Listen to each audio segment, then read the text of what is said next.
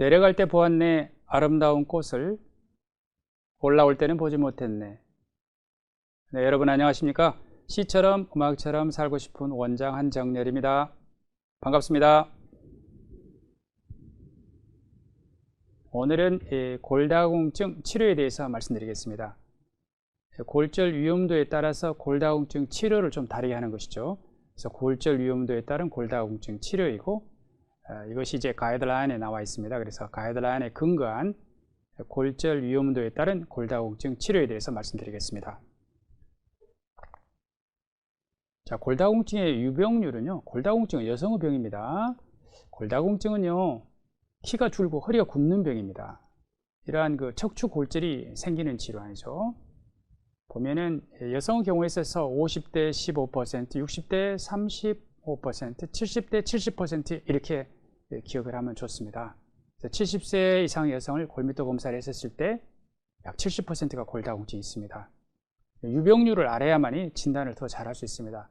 그리고 골다공증은요, 그냥 순한 병이 아닙니다. 골다공증으로 인해서 고관절이 만약에 골절된다면 남자에서의 그 사망률은요 20%, 여자에서는 13%가 1년 내에 사망을 합니다. 굉장히 그 치명적인 병이죠. 그래서 나이가 들어서 중풍이나 심근경색, 암만 무서운 것이 아니라 골다공증형 고관절 골절도 매우 무서운 질환입니다. 다른 병은 돌아다니기라도 하지만 고관절 골절이 생기게 되면 다른 사람의 도움을 받아야 되고요. 돌아다닐 수 없는 병이 되죠. 골밀도가 떨어져 있으면 골절이 잘 생기죠. 그래서 골밀도와 골절의 관계를 보게 되면은 골밀도가 마이너스 1까지는 우리가 정상이라 그래요. 마이너스 1 표준 편차까지는. 마이너스 1에서 마이너스 2.5 사이가 골감소증이죠. 골 감소증에서도 골밀도가 떨어짐에 따라서 골절 위험이 증가되고요. 마이너스 2.5가 넘어가는 골다공증부터는 아주 급격하게 증가를 합니다.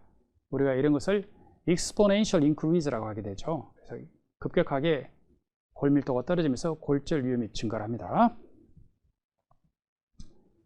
내과 질환들이 그러듯이 어떤 그 병이 생기기 전에 예방하는 것이 중요하죠. 그래서 골절이 생기기 전에, 생긴 후에 치료하는 것보다도 골절을 예방하는 데 노력을 해야 되겠습니다. 골다공증 치료 약제는 비약물요법과 약물요법이 있습니다. 내과 치료는 다 이렇게 이루어집니다. 고혈압, 굶은 비약물요법은 싱겁게 먹고 유산소 운동하고 체중 감량하고 이런 것들이죠. 그런 것처럼 골다공증의 비약물요법은 뼈에 필요한 칼슘과 바이타민 D, 그 다음에 운동이 필요하겠습니다. 유산소 운동뿐만 아니라 근력 운동, 스트레칭 운동을 다 합니다. 그 다음에 약물 치료는요, 여성 호르몬, 그 다음에 썸이라고 하는 Selective Estrogen Receptor Modulator 이런 약제, 그 다음에 이제 골밀도가 더 떨어져가면 비스포스포네이트, 국내에 4가지가 사용이 되고 있습니다. 그 다음에 이제 디노스맙, 골밀도가 많이 떨어진 경우에 있어서는 디노스맙, 그 다음에 정말 골밀도가 많이 떨어진 경우에 있어서는 골 형성 촉진제인 테리파라타이드하고 로모소스맙을 사용하게 됩니다. 이쪽 약제가 이쪽으로 감에 따라서 점차 골밀도가 떨어져 있는 사람에게 사용을 하게 되는 것입니다. 그래서 오늘은 이 디노스맙, 가장 강력한 골 흡수 억제제하고 가장 강력한 골 형성 촉진제인 로모소스맙에 대해서 주로 말씀드리려고 합니다. 나이에 따라서 골다공증 약제의 선택 기준이 있는데요. 대개 50세 우리나라 여성들은 폐경이죠. 평균 49.7세입니다. 우리나라는. 그때는 이제 갱년기 증상, 하프러시, 안면 홍조나 식은땀 등 이런 증상이 있을 때는 호르몬 리플레이스먼트 세라피를 하게 되고요. 그렇지 않다면 썸 제제를 더 사용을 합니다. 폐경 초기에 랄록시펜과 바지독시펜이죠. 이 썸 제제인 랄록시펜과 바지독시펜은요, 특히 그 척추 골다공증에 더 효과적입니다. 그래서 척추의 골절을 예방하는데 더 효과적인 약이 랄록시펜입니다. 대신에 힙, 고관절 골절은 예방을 잘 하지 못합니다. 나이가 조금 더 들어가게 되면은요, 허리 쪽은 주로 스폰지 본이라고 하는 트라베큘러 본, 속뼈가 먼저 약해지는데요. 골다공증에서 이것을 치료하는 데 도움이 되지만, 이제는 이제 피질골, 겉에 단단한 뼈까지 약해질 때는 더 강력한 약제를 사용을 해야 됩니다. 그것이 바로 비스포스포네이트 디노스맙인데요. 나이가 더 들어가면은 이러한 약제를 사용을 하게 되고요. 더 나이가 들어가게 되면은 이제 뼈가 많이 약해져 있기 때문에 골 형성 촉진제인 로모소스맙이나 테리파라타이드를 이용을 해서 뼈를 일단 많이 생기고 난 다음에 그 생긴 뼈를 유지하는 그런 치료를 하는 것이 바람직합니다. 그래서 오늘은 가장 강력한 골흡수 억제제인 디노스맙과 가장 강력한 골 형성 촉진제인 로모소스맙에 대한 이야기를 드리려고 합니다. 미국의 내분비학회 치료 지침에서 골절을 초고위험군, Very High Fracture Risk 군하고 High Risk 군하고 Low Risk 군 이렇게 나누어서 초고위험군, Very High Risk 군은요, 골다공증 검사에서 T 점수가 -3, 표준 편차 이하인 경우입니다. 굉장히 약한 경우이고, 그 다음에 골다공증 골절이 2개 이상 있는 경우입니다. 그 다음에 골절이 일어난 것이 최근 1년 이내다, 이럴 때는 위험하고요. 골다공증 치료 중에 골절이 생겼다, 이런 분들을 초고위험군이라고 합니다. 이런 분들은요, 요즘에 데이터를 보면은 골 형성 촉진제가 좋죠. 그러면 골 형성 촉진제 먼저, 그 다음에 골 흡수 억제제, 이걸 순차적으로 이렇게 사용하게 되겠습니다. 그 다음에 하이리스크 군이라고 하는 것은 그냥 위험군입니다. 위험군은요, 골다공증 검사에서 그냥 골다공증 있는 군, 우리가 임상에서 많이 만나는 T스코어가 -2.5 표준 편차 이하인 군입니다. 그 다음에 골 감소증이 있으면서 골절이 있는 경우, 이런 것은 위험군입니다. 고위험군입니다. 그 다음에 프렉스 모델은 국내에서 의료보험에서 인정되지 않기 때문에 이건 넘어가겠습니다. 그러면 초고위험군은 곧 부러질 수 있는 위험군을 말하죠. 이런 분들에게는 어떻게 치료할 것이냐인데요, 말씀드린 것처럼 골밀도가 매우 낮고 치료 중에 골절이 생겼고 최근 1년 이내에 골절이 있다, 이런 경우는요, 초고위험군이고, 이때 치료약제는 뼈를 형성하는 약제를 사용하는 게 좋습니다. 그래서 테리파라타이드와 로모소스맙인데요, 국내에는 아발로파라타이드, 세 번째는 없습니다. 미국에서는 이미 사용 중이고요. 그래서 최근에 로모소스맙이 테리파라타이드 대비 더 좋은 효과가 있기 때문에 로모소스맙을 더 권장하고 싶습니다.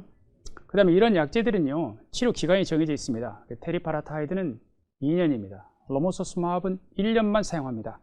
그래서 이 치료가 끝난 다음에는 시퀀셜 테라피를 해야 됩니다.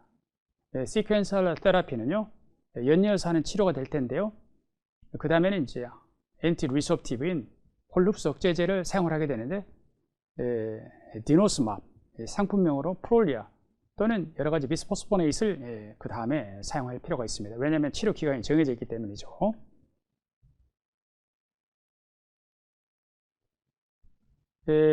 골다공증 골절이 생기면 향후 1년 내에 골다공증 골절이 없었던 사람에 비해서 골절 위험성이 5배나 높습니다. 그리고 2년 내에 또 다른 골다공증 골절이 생길 가능성이 40%나 됩니다. 그러므로 나이 든 여성이 골다공증 골절이 생겼다 그러면은 연이어서 골절이 생길 가능성이 매우 높습니다. 그러므로 이런 분들이 바로 초고위험군입니다. 예를 들어 척추골절이 하나 생기면 그 위아래 뼈가 또 잘 부러집니다. 이런 경우에 있어서는 자꾸 부러지면서 정말 키가 줄고 허리가 굽게 되죠. 그래서 골다공증 치료에서 제일 중요한 것은 첫 번째 골절을 예방을 해야 될 텐데요, 첫 번째 골절을 예방하지 못했으면 말씀드린 대로 초고위험군이기 때문에 골 형성 촉진제를 먼저 사용해서 골밀도를 많이 올릴 필요가 있습니다. 기존에 골다공증 골절을 예방합니다라고 증명이 된 약제 리세드로네이트와 알레드로네이트는 비스포스포네이트죠. 이 비스포스포네이트하고 골 형성 촉진제인 부갑상선 호르몬 테리파라타이드하고 로모소스맙을 비교를 해보면 이미 골절을 예방을 합니다라고 증명이 된 약제보다도 골 형성 촉진제인 부갑상선 호르몬을 사용하거나 로모소스맙을 사용하게 되면 새로운 척추골절의 위험성을 감소시키게 됩니다. 그러므로 이미 증명된 약보다 더 추가적으로 골절을 감소시키는 것이 바로 골 형성 촉진제입니다. 그러므로 고위험군에서는 먼저는 골 형성 촉진제를 사용하는 게 좋겠습니다. 그다음에 로모소스맙은 그 효과가 얼마나 좋은가 보면은요, 1년 만에 척추의 골밀도를 13%를 증가시키고 힙의 골밀도를 6.6%를 증가시킵니다. 이제까지 이런 약은 없었습니다. 그래서 같은 골 형성 촉진제를 하더라도 테리파라타이드인 부갑상선 호르몬제보다 훨씬 좋고요. 이것은 허리나 그다음에 고관절에서 모두 다 좋습니다. 즉 뼈의 그 안쪽에 성글성글한 부분인 트라베큘라 본, 속뼈에도 좋을 뿐만 아니라 겉에 단단한 뼈가 많은 코티칼 본이라고 하는데요. 여기에도 골밀도 증가가 현저하다라고 하는 것입니다. 그래서 골절 위험이 높은 초고위험군에서는 골 형성 촉진제를 먼저 사용하는 것입니다. 그러면 초고위험군에서 골 형성 촉진제를 사용한다 했는데요. 이때 골 형성 촉진제는 현재 국내에 나와 있는 게 두 가지가 있죠. 이 베니티, 이것이 바로 로모소스맙입니다. 또 하나는 PTH인 부갑상선 호르몬제인 테리파라타이드입니다. 이 두 약제를 비교한 임상을 보겠습니다. 이 로모소스맙은요, 골 형성도 증가시키지만 골 흡수도 억제합니다. 그러니까 뼈를 그만큼 더 많이 생산하는 그 아나볼릭 윈도우라고 하는데 이것이 더 큽니다. 반면에 부갑상선 호르몬은요, 골 형성도 증가시키지만 골 흡수도 증가시킵니다. 그래서 이 윈도우가 여기보다는 더 작죠. 그래서 골밀도의 증가가 로모소스맙이 부갑상선 호르몬인 테리파라타이드보다 더 좋은 것입니다. 이것은 이제 골 흡수에 근거해서 골 흡수가 먼저 일어나고 그 다음에 bone formation, 골 형성이 일어나는 것으로 bone resorption based bone formation이라고 합니다. 그러한 그 기전이 있기 때문에 PTH보다는 로모소스맙이 더 효과적입니다. 자, 골다공증의 정의는요, 골 밀도가 낮고 그 다음에 뼈에 미세 골 구조가 파괴되어 있어서 뼈가 아주 취약해서 골절이 일어나기 쉬운 상태다, 이렇게 아주 추상적으로 정의되어 있습니다. 이걸 가지고는 임상에서는 사용할 수가 없죠. 그래서 WHO에서는 골 밀도를 가지고 T스코어가 2.5 표준 편차 이하면은 골다공증 그랬습니다. 그런데 이 골다공증이 있으면서 골절이 생기잖아요. 그러면 심한 골다공증입니다. 환자분들 중에는 골다공증 검사를 하고 나서 제가 골다공증이 심해요, 그렇게 물어본 분들 계시죠. 이럴 때는 예를 들어서 척추에 골절이 있으면 이것은 심한 골다공증입니다. 그 다음에 Advanced Severe Osteoporosis라고 진행된 심한 골다공증은요, 골다공증이 있어야 되고요, 골다공증 골절이 2개 이상 있으면서 나이도 65세 이상입니다. 이런 분들은 어떠겠어요? 넘어지면 바로 골절이 생기겠죠. 진행된 심각한 골다공증인데요, 심한 골다공증인데, 바로 이런 분들에게 사용할 수 있는 약이 이 베니티하고 포스티오라고 하는 부갑상선 호르몬제입니다. 그런데 보험으로 사용할 수는 없어요. 말씀드린 것처럼 진행된 심한 골다공증 환자가 비스포스포네이스를 먼저 사용을 하게 됩니다.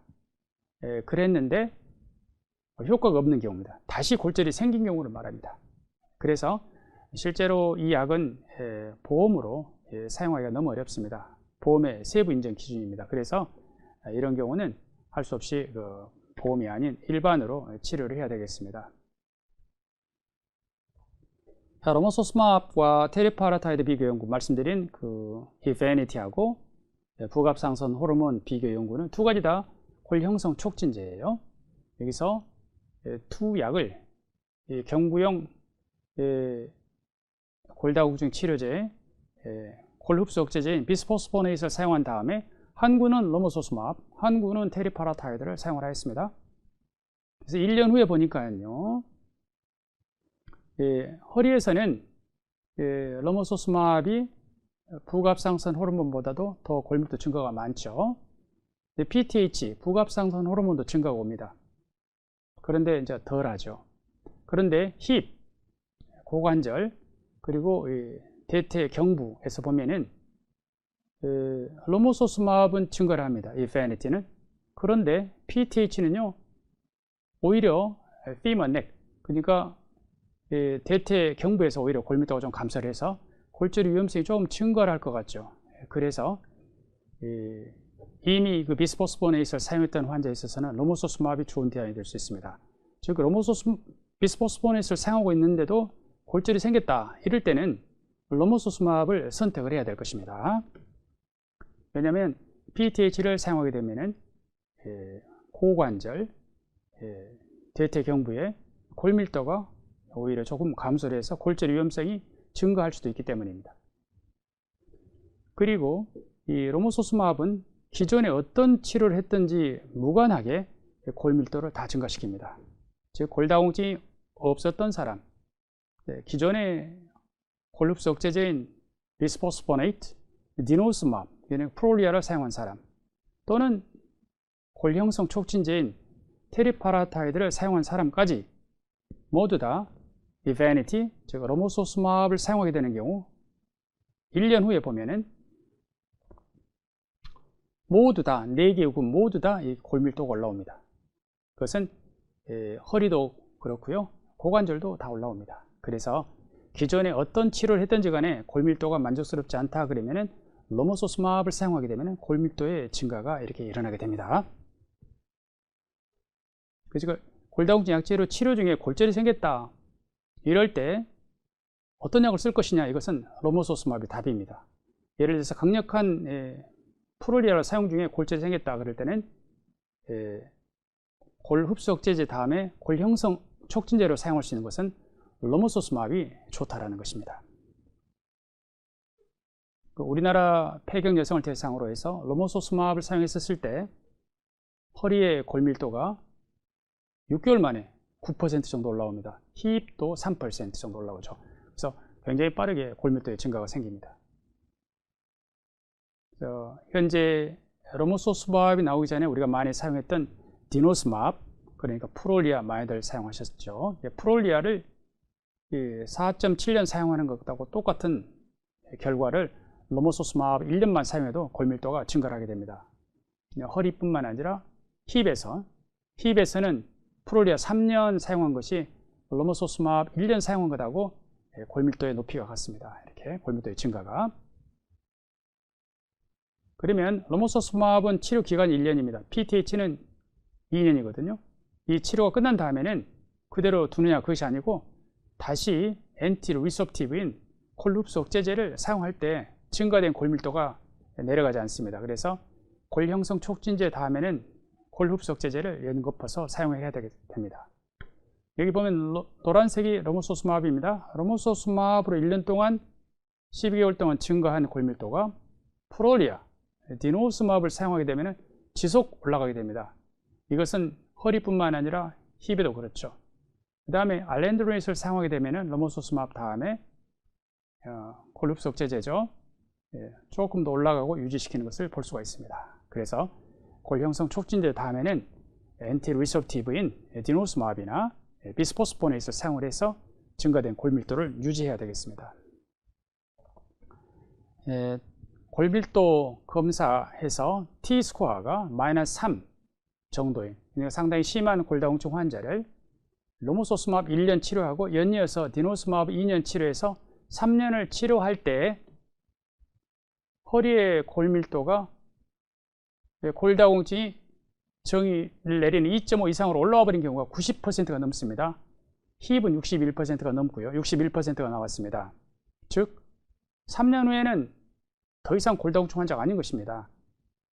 T 수치만 보면은. 그래서 이제는 골다공증은요, 보시면 스파인에서 그리고 힙에서 이렇게 올라가기 때문에 더 이상 골다공증 환자가 아니라 그 말이죠. 92%, 61%가. 이런 결과를 볼 때 골형성 촉진제를 사용하고 강력한 골흡수 억제제를 사용할 때 골다공증 치료는 이제 치료할 수 있는 트리터블 디지즈가 된 것입니다. 이번에는 고위험군에 대한 치료입니다. 고위험군은 우리가 임상에서 많이 만나는 골다공증 검사에서 T스코어가 -2.5 이하인 환자를 말합니다.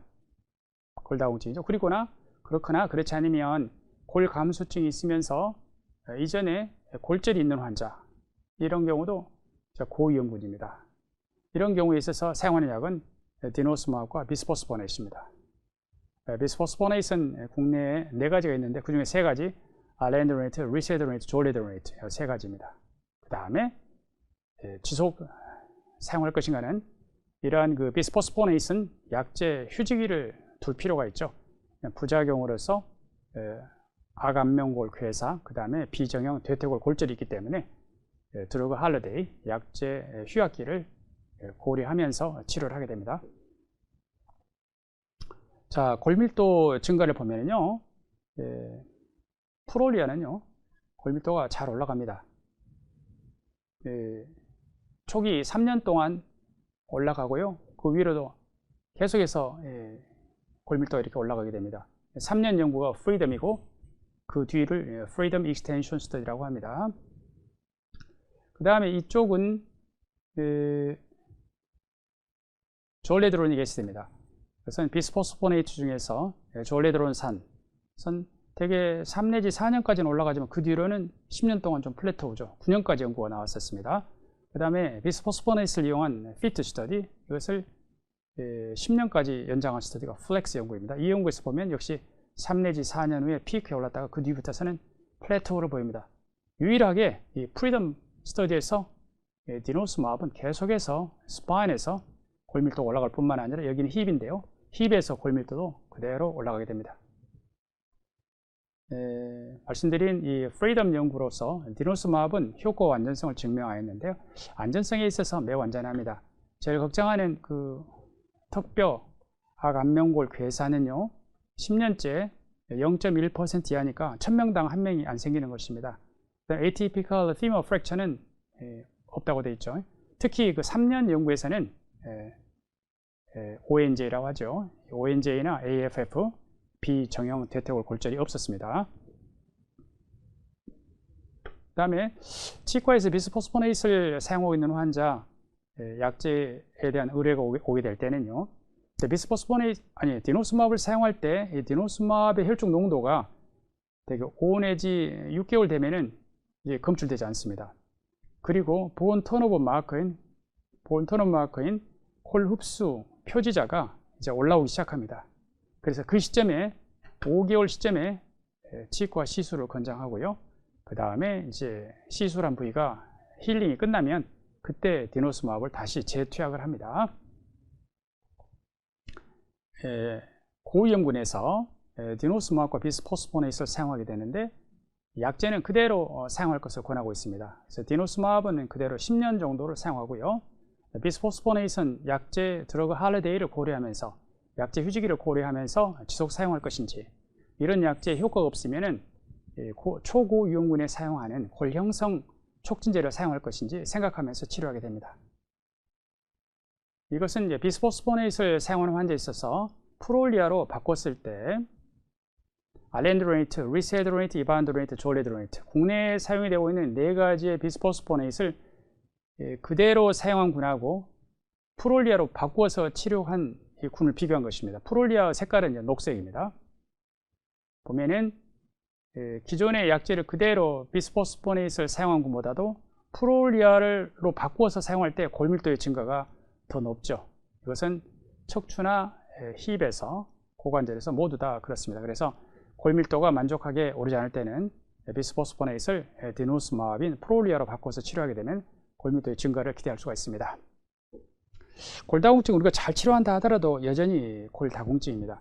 예를 들어서 관상동맥 질환이 있어서 거기에 스텐트를 넣었기 때문에 혈액이 잘 통과하므로 더 이상 관상동맥 질환 환자가 아닌 것처럼 골다공증은 치료에 의해서 골다공증이 마이너스 2.5 스탠다드 데이비에이션 이상으로 올랐다 하더라도 여전히 골다공증 환자인 것입니다. 만약에 예를 들어서 고혈압 환자도 마찬가지죠. 약을 사용할 때 혈압이 떨어진다고 해서 고혈압 환자가 아닌 것은 아닌 것처럼요. 그래서 현재의 골다공증 치료약제는 골다공증을 완치하지는 못합니다. 치료하지는 못합니다. 그래서 약을 중단하게 되면은 이 골형성 촉진제인 테리파라타이드도 골밀도가 떨어지게 되고, 강력한 콜 흡수적 제제인 디노스마브도 급격하게 떨어지죠. 그 다음에 썸 제제인 랄록시펜도 다 떨어지게 됩니다. 그래서 골다공증 치료약제는 전부 다 리버서블 합니다. 가역적입니다. 다시 원상태로 돌아갑니다. 그러므로 꾸준히 약을 사용하게 되는데요, 이러한 그 효과가 덜한 약, 이것이 바로 비스포스포네이트이고 비스포스포네이트는 레시듀얼 이펙트가 있기 때문에 기존의 골다공증 치료를 한 다음에 그 골밀도를 유지하기 위해서 사용하는 약자가 바로 비스포스포네이트를 그 다음 연결해서 사용하시면 되겠습니다. 그래서 디노스마비와 같은 약제를 사용한 경우에 있어서 디노스마비 치료를 지속할 수 없는 경우에 있어서는 비스포스포네이트를 바꿔주거나 썸 제제를 사용하는데 비스포스포네이트 제제가 더 강력합니다. 그래서 디노스마비를 사용한 다음에 이것을 조올레드로네이시나 일주일에 한 번, 한 달에 한 번 비스포스포네이트를 사용하는 것이 썸 제제인 랄록시펜을 사용하는 것보다도 허리하고 대퇴골에서 골밀도의 증가를 조금 올리거나 오히려 또 그렇지 않으면 유지하거나 이러한 데 도움이 됩니다. 그래서 디노스마비 다음에는 비스포스포네이트를 먼저 선택하시면 되겠습니다. 이베니티는 말씀드린 것처럼 진행된 심한 골다공증 환자에서 비스포스포네이트를 사용 중에 골절이 생긴 경우입니다. 보험이 되려면 사용이 어렵죠. 그래서 일반으로 사용하게 되는데요. 약가가 약 25만원 돈 되죠. 1년에 300만원 돈 되겠는데요. 이베니티는 오래 사용할 수 없습니다. 1년만 사용하게 됩니다. 그래서 1년 동안 투자를 하는 거죠. 그래서 1년 동안 골밀도를 많이 올려놓고 그 다음에는 말씀드린 것처럼 비스포스포네이트나 또는 프롤리아로 연결해서 치료하면서 올려놓은 골밀도를 유지하거나 프롤리아를 사용하게 되면 더 올라가게 됩니다. 오늘 말씀드린 내용을 정리해보면 골다공증은 이제 치료되는 질환입니다.